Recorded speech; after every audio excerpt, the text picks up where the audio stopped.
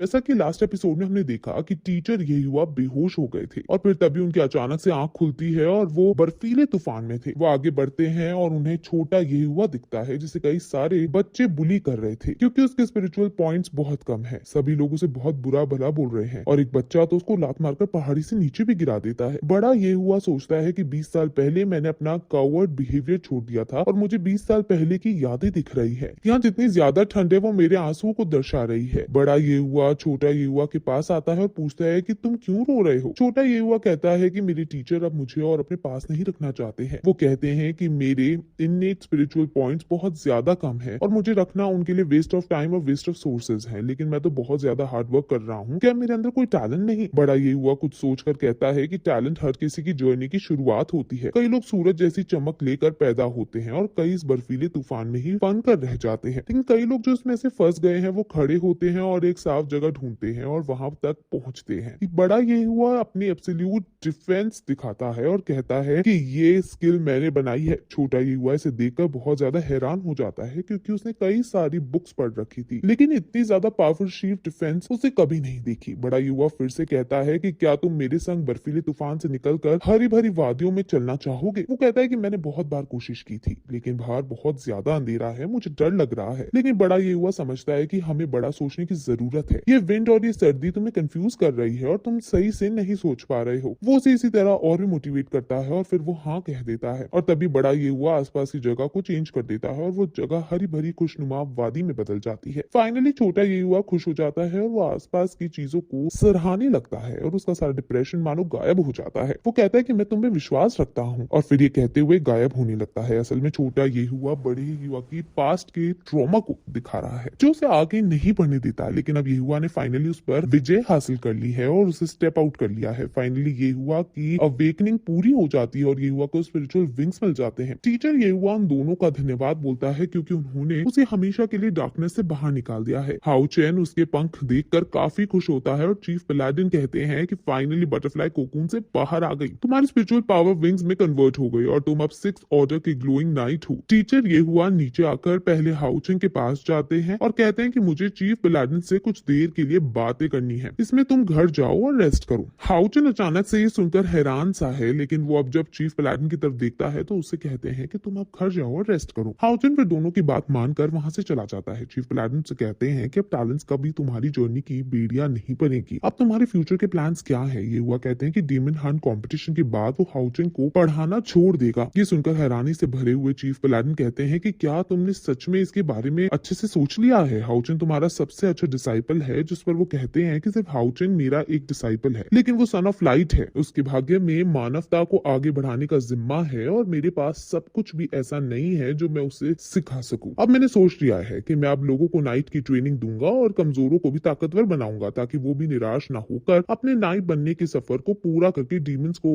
मारने में टेम्पल्स की मदद कर सके। जो लोग साहसी है केवल टैलेंट के रास्ते में आकर अड़चन ना बने, मैं अब ये सुनिश्चित करूंगा। अब एक आशा की किरण भी इस दुनिया में उजाला लाने की ताकत रखेगी और किसी भी इंसान को अब डीमन से डरने की जरूरत नहीं होगी। अब हाउचेन आगे रहकर मेरी बनाई हुई आर्मी को लीड करे, इसके लिए मुझे हाउचेन से दूर जाना होगा। फिर वहीं दूसरी तरफ हम हाउचेन को देखते हैं जो कायर के सैंग डीमन हंट टॉप 16 कंपटीशन में है और अब होस्ट टॉप 16 कंपटीशन को बिगिन कर देती है। अब सभी कंटेस्टेंट्स नीचे आ जाते हैं। अब असैसिन एंड टेंपल के फ्रेंड्स ने इन सब के लिए एक रिवॉर्ड रखा था जो कि मिरर ऑफ 1000 फेसेस है। अब शैडो असैसिन वहां जाकर एक पोर्टल क्रिएट करता है जिसके अंदर मिरर रखा है जो हर एक कंटेस्टेंट को कुछ ना कुछ देगा। सभी मिरर में पहले जाने पर अपना डाउट जता रहे थे, लेकिन लिंजी बिना डर आगे बढ़ती है और पोर्टल के अंदर जाने लगती है। पोर्टल के अंदर वहां कुछ नहीं था सिवाय एक मिरर के। वो इस मिरर को देखने लगती है और पहले तो उसे अपनी परछाई दिखती है, लेकिन ध्यान से देखने पर वो परछाई हिलने लगती है और उसको डरा देती है और फिर से उसे पता चलता है कि मिरर स्पिरिट है और ये उसी की शैडो बन जाती है जो असली में वो है। लिंजिन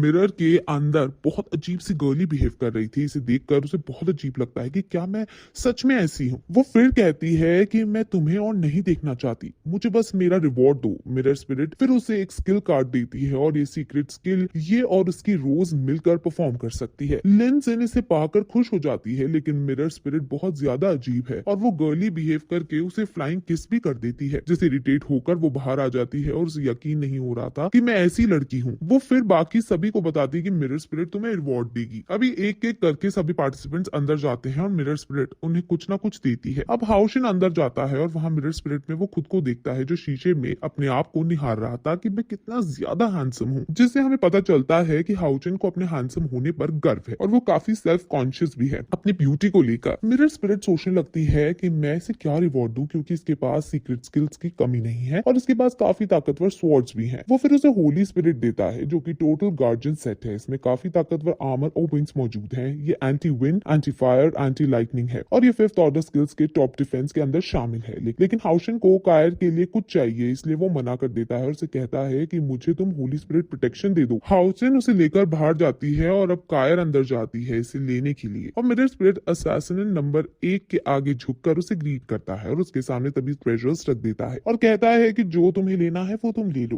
कायर कहती है कि इन सभी को वापस रखो। मिरर स्पिरिट समझ जाती है कि उसे क्या चाहिए, इसलिए वो फुल गार्जियन सेट जो उसने हाउचेन को दिखाया था वो उसे देती है और कहती है कि तुम्हें यही चाहिए ना, ताकि तुम हाउचेन को इसे दे सको। कायर खुश होकर उसे ले लेती है और बाहर चली जाती है और हाउचेन के आगे आती है। हाउचेन और कायर एक संग बोलते हैं कि ये तुम्हारे लिए, और वो दोनों ही समझ जाते हैं कि उन्होंने एक दूसरे के लिए लिया है। फिर वहां तभी एक नाइट आता है जो कायर के हाथ में गार्जियन सेट दिखता है और पूछता है कि क्या असैसिनेट इसे पहन सकती है। वहां लिन जिन भी थी और वो समझ जाती है कि कायर ने क्यों लिया है ये, और वो कहती है कि बच्चों को बड़ों के बीच नहीं पढ़ना चाहिए और वो इन दोनों को प्राइवेट स्पेस दे देती है। वही ग्रैंड पा यांग इन दोनों को देख रहे हैं और वो इन दोनों की रिलेशनशिप से खुश हैं। अब होस्ट मैचेस को शुरू करता है और सभी से लकी ड्रॉ निकलवाता है और पहला नंबर हाउचेन और लिनजिन का आपस में लड़ने का आता है और ये सुनते ही दोनों एक दूसरे को बस देखते ही रह जाते हैं और फिर ये एपिसोड यही खत्म हो जाता है।